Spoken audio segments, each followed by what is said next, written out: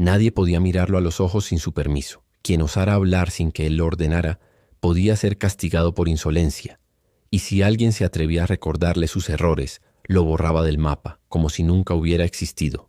Este hombre no era un emperador romano, ni un dios egipcio, era mexicano, un dictador que quiso que su pierna amputada fuera venerada como una reliquia santa, y que él mismo fuera adorado como una divinidad.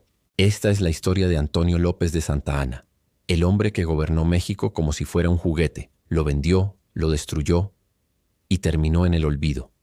Todo comenzó con una ambición insaciable. Desde joven, Santa Anna entendió que en México no triunfaba quien servía al pueblo, sino quien sabía manipularlo. Nació en 1794 en Veracruz, cuando aún México era una colonia del Imperio Español. Pero mientras otros soñaban con la independencia, él soñaba con el poder. Y supo disfrazar su ambición con palabras patrióticas. Se unió a la lucha por la independencia no porque creyera en ella, sino porque era la mejor forma de escalar. Al principio peleó del lado realista, apoyando a los españoles. Pero cuando vio que los insurgentes ganaban terreno, no dudó en cambiarse de bando. Y así sería siempre. No tenía lealtades, solo un hambre voraz de poder. En 1829, cuando México ya era una nación independiente, Santa Anna repelió una invasión española en el puerto de Tampico. Fue su oportunidad dorada. El país entero lo aclamó como héroe, y él se alimentó de ese fervor como un dios hambriento de gloria. Desde ese momento todo lo que hizo fue presentarse como el Salvador de México, mientras lo desangraba por dentro. Fue presidente 11 veces, pero nunca por voluntad del pueblo. Siempre manipulando, traicionando, regresando cuando creía que el país no podía vivir sin él. Cada vez que lo echaban, volvía. Cada vez que fracasaba, inventaba un nuevo enemigo. Y cada vez que se sentaba en el poder, gobernaba como si fuera el dueño del país. Pero lo que verdaderamente define la locura de Santa Anna no es cuántas veces gobernó, sino cómo lo hizo. En 1838, durante un enfrentamiento con tropas francesas conocido como la Guerra de los Pasteles, Santa Anna perdió una pierna. En lugar de ocultarlo como una tragedia personal, lo convirtió en un espectáculo nacional. Ordenó que su pierna fuera enterrada con honores militares, como si se tratara de un general caído. Hubo misa, cañonazos, luto oficial y un monumento. El país, hambriento y dividido, tuvo que ver cómo el dictador organizaba el funeral de su pierna, como si fuera un héroe caído en batalla. Pero eso no era suficiente. Mandó construir un mausoleo especial. Y durante años obligó a los soldados a marchar ante el monumento y rendirle homenaje, a una extremidad.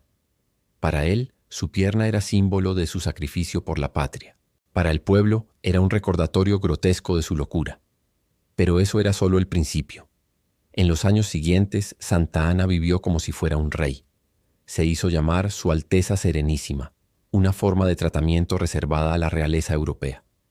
Se rodeó de lujos obscenos, carruajes franceses, joyas importadas, fiestas interminables. México, mientras tanto, se hundía en deudas, hambre y caos. Pero él vivía en un palacio de mármol, con criados que no podían mirarlo a la cara. Se hacía servir platillos exóticos mientras el pueblo comía pan duro. Usaba ropajes bordados en oro mientras los campesinos andaban descalzos.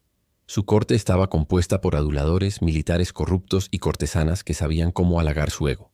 Lo más escalofriante era su obsesión con el control total. Mandó construir un salón de espejos donde podía observarse desde todos los ángulos, asegurándose de que no había imperfección en su imagen. Se decía que practicaba discursos frente a sí mismo, creyéndose orador inmortal. Y cuando recibía delegaciones extranjeras, hacía que lo esperaran durante horas, solo para recordarles que él era el centro del universo. Pero si hubo un acto que marcó la traición más imperdonable, fue la venta del territorio mexicano a Estados Unidos. En 1853, en uno de sus regresos al poder, Santa Anna necesitaba dinero. Su gobierno estaba en bancarrota por sus propios excesos, y entonces hizo lo impensable. Negoció con Estados Unidos la venta de la Mesilla, un enorme territorio que hoy forma parte de Arizona y Nuevo México. Lo vendió por 10 millones de pesos. No para el pueblo, no para infraestructura, sino para él, para sus fiestas, para su corte, para sus deudas. La patria sangraba. El pueblo lloraba, y él bebía champaña. En sus discursos decía que lo hacía por el bien de México, que era una medida necesaria para la paz. Pero las cartas secretas revelaban otra historia. Sabía que era una traición, pero no le importaba. En su mente, México era él. Y si él necesitaba dinero, entonces México debía pagarlo, incluso con su propia carne. La resistencia contra él crecía como un volcán a punto de estallar. Cada traición, cada acto de soberbia, cada burla al pueblo, era una chispa más. Hasta que finalmente, en 1855, estalló la Revolución de Ayutla, un movimiento encabezado por liberales que buscaban sacarlo del poder de una vez por todas. Y lo lograron. Santa Anna fue derrocado, pero no aceptó su caída con humildad. Se exilió jurando que el pueblo lo había malentendido, que era un genio incomprendido, que algún día regresarían a suplicarle que salvara a México otra vez. Pero no regresaron. En el exilio, Santa Anna vivió en Cuba, Colombia, Jamaica, cada vez más lejos del poder. Mientras México intentaba sanar, él escribía cartas al Congreso pidiendo que lo dejaran volver. Incluso propuso nuevas ideas: traer un ferrocarril, un sistema de loterías, incluso un chicle masticable. Todo para demostrar que aún era útil. Pero la verdad era otra. Nadie lo quería ya. En 1874, viejo, ciego y abandonado, se le permitió volver a México. Pero ya no era Su Alteza Serenísima. Era un anciano derrotado, ignorado por todos, que caminaba por las calles sin que nadie lo reconociera. Su pierna, su mausoleo, sus títulos, todo había sido destruido por el pueblo como símbolo de humillación. Y así murió. En 1876, sin honores, sin funeral de Estado, sin estatuas, sin llantos. El hombre que se creyó Dios, que enterró su pierna como si fuera un mártir, que vendió su país y gobernó con puño de hierro. Murió como un simple mortal olvidado, pero su historia quedó sepultada bajo mentiras, como si fuera demasiado absurda para ser verdad. Como si México prefiriera olvidar que un día adoró a un dictador que se miraba al espejo y veía un Dios. En la parte 2 conocerás los detalles más sórdidos de su gobierno, las cartas privadas que revelan su verdadera cara, sus conspiraciones finales, y cómo aún después de muerto, Santa Anna intentó volver a gobernar. La historia oficial dice que Santa Anna fue expulsado del poder y murió en el olvido, pero la verdad es aún más perturbadora, porque incluso en el exilio, sin ejército, sin aliados, sin piernas políticas que lo sostuvieran, él seguía creyéndose el salvador de México. Un Dios exiliado esperando que el pueblo volviera a postrarse a sus pies. Y mientras el país intentaba reinventarse sin su sombra, Santa Anna tejía nuevas conspiraciones, escribía cartas secretas e incluso, como una ironía final, trataba de entrar a los libros de historia a través de un dulce pegajoso, el chicle. Pero para entender cuán lejos llegó su delirio, hay que volver a los días posteriores a su caída. Cuando fue expulsado en 1855 tras la Revolución de Ayutla, Santa Anna huyó a Colombia. Lejos del palacio, de las bandas militares, del poder que había ostentado como un emperador, su realidad cambió de golpe. Se vio rodeado de criados leales únicamente al dinero que ya no tenía y de memorias que comenzaban a desvanecerse. Pero su ego, ese monstruo que lo había mantenido vivo tantos años, se negaba a aceptar la derrota. Desde el exilio comenzó a redactar manifiestos. No cartas humildes, no disculpas. No. Eran tratados casi como evangelios personales. En ellos se declaraba víctima de una conspiración masónica, aseguraba que el pueblo lo amaba y que los nuevos líderes eran traidores, cobardes, corruptos. Decía que México no podía sobrevivir sin él, que tarde o temprano lo llamarían para restaurar el orden, como Moisés regresando del desierto. Su retórica no cambió. Santa Anna nunca aceptó haber hecho nada malo. Nunca. Pero mientras él escribía, el país ardía. En menos de 20 años, México había perdido la mitad de su territorio. Las guerras civiles entre liberales y conservadores se intensificaban. Estados Unidos miraba al sur con ambición. La traición de Santa Anna había dejado heridas profundas. Y aunque muchos mexicanos lo odiaban, otros aún lo extrañaban, o al menos extrañaban el orden brutal de sus días. Y Santa Anna lo sabía. Por eso, como un fantasma, comenzó a preparar su regreso. Desde Cuba mandó mensajes cifrados. Desde Jamaica contrató a antiguos aliados. Y en Nueva York, con ayuda de comerciantes interesados en sus influencias, se acercó a una innovación que, aunque insignificante en apariencia, se convertiría en su última esperanza de redención: el chicle. El inventor era Thomas Adams, quien en uno de los encuentros con Santa Anna recibió un paquete de látex de chico zapote, una goma natural que el exdictador creía que podía usarse para fabricar neumáticos. Adams lo intentó. Fracasó. Pero en el proceso descubrió algo distinto. Esa goma masticable podía ser la base de un nuevo producto. Y así nació el chicle moderno. El mundo recuerda a Adams como el inventor del chicle, pero pocos saben que sin Santa Anna ese descubrimiento no habría ocurrido. Una ironía cruel. El hombre que destruyó a México terminó siendo el responsable indirecto de la golosina más popular del siglo XX. No por ingenio, por accidente. Pero esa no fue su única obsesión en el exilio. En sus últimos años, Santa Anna comenzó a escribir sus memorias, no como un relato sincero, sino como un acto de manipulación final. Quería controlar la narrativa. En sus escritos tergiversaba hechos, cambiaba fechas, culpaba a sus enemigos. Según él, había salvado a México más veces de las que lo había traicionado.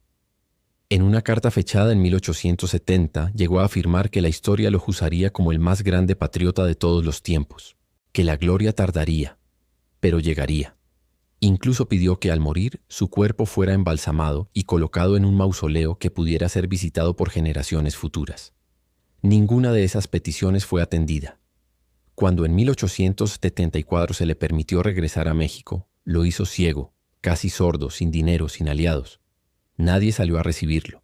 Nadie organizó una bienvenida. Caminó por las calles de Veracruz en completo anonimato. Muchos jóvenes ya no sabían quién era. Los viejos lo miraban con desprecio, y el gobierno, lejos de temer su regreso, lo ignoró por completo. Vivió sus últimos 2 años en una casa prestada, atendido por su hija y rodeado de papeles que nadie leería. Murió en 1876, olvidado por todos. No hubo funeral de Estado, no hubo desfile militar, ni siquiera una misa masiva.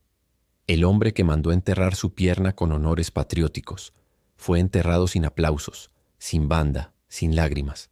Pero la historia no terminó ahí, porque la figura de Santa Anna fue condenada al olvido selectivo. No fue juzgado formalmente, no fue demonizado como dictador, simplemente fue borrado del relato nacional.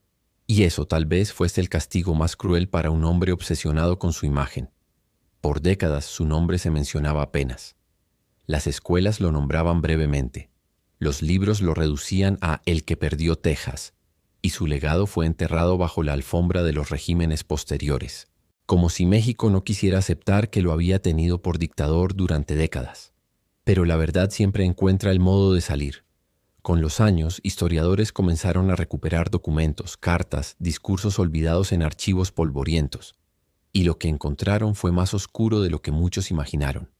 Santa Anna no solo gobernó con puño de hierro, sino que vendió cargos políticos al mejor postor, ordenó asesinatos de adversarios, se enriqueció a costa de la nación y, lo más escalofriante, planificó dejar el país como herencia a su hijo para instaurar una monarquía militar. Sí, Santa Anna soñaba con dejar el poder en dinastía. Había diseñado escudos, banderas, himnos para su familia. Un México gobernado por los Santa Anna, de por vida. Por fortuna, ese plan no prosperó, y sin embargo su sombra sigue viva.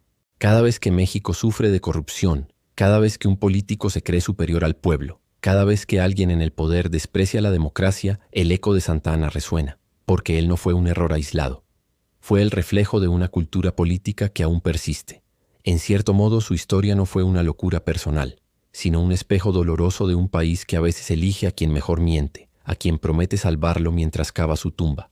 Y lo más aterrador es que Santa Anna no fue el último.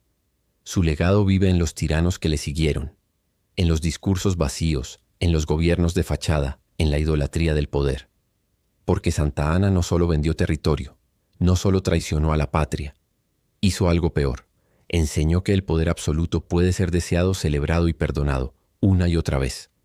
Hoy su mausoleo ya no existe. Su pierna, exhumada por el pueblo furioso, fue arrastrada por las calles como trofeo de la dignidad recuperada. Sus monumentos destruidos. Su nombre manchado. Pero el recuerdo permanece como una advertencia, como una cicatriz. Santa Anna fue el dictador que se creyó Dios, y México por un tiempo lo adoró. Santa Anna murió solo, pero su sombra jamás se fue, porque no basta con enterrar a un dictador. Hay que enterrar también la forma en que un pueblo lo permitió. Su historia no es solo la de un hombre sediento de poder, sino la advertencia viva de lo que ocurre cuando el poder se idolatra, cuando se perdona el abuso, cuando se cree que un solo hombre puede salvar a una nación. Santa Anna no fue un dios, pero por un tiempo México lo trató como tal.